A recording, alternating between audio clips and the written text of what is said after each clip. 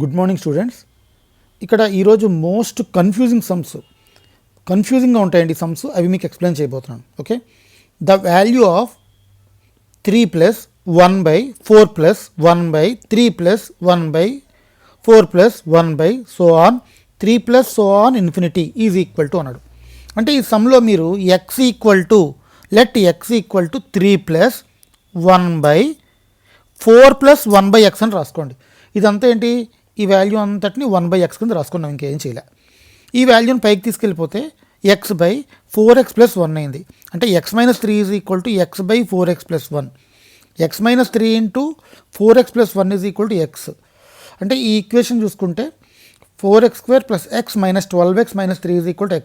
Solve చేసుకుంటే 4x² - 12x - 3 = 0. ఇది ax² + bx + c ఫామ్లో ఉంది.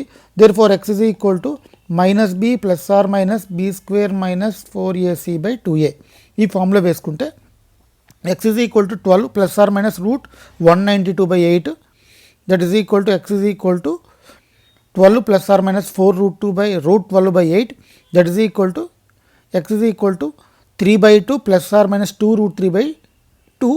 2 క్యాన్సిల్ అయిపోయింది. x = 3/2 ± √3. సేమ్ మోడల్ సమ్ ఇక్కడ ఇచ్చాను, మీరు ఇండివిజువల్గా చెక్ చేసుకోండి. ఒకరికి ఇది కన్ఫ్యూజింగ్గా ఉంటాయండి, ఎక్కడో చోట చిన్న చిన్న మిస్టేక్స్ చేస్తాం. ఓకే, ఈ మోడల్ ఎక్కువగా రిపీట్ అవుతుంది, అందుకోసం ఎక్స్ప్లెయిన్ చేస్తున్నాను. The value of 4 + 1/5 + 1/, so on ఈ వాల్యూ అంతటిని 1/x కింద రాసుకోండి, 1/x కింద. Therefore x = 4 + x/5x + 1. x - 4 × 5x + 1 = x అండి. Therefore 5x² + x - 20x - 4 = x. అంటే 5x² - 20x - 4 = 0. x = -b ± √b² - 4ac/2a, that is equal x = 2 ± √480/10 అండి. That is equal to x = 2 ± 4√30/10 అండి. Therefore x = 2 ± 2√30/5. Okay, thank you అండి. Thank you for watching. Please subscribe.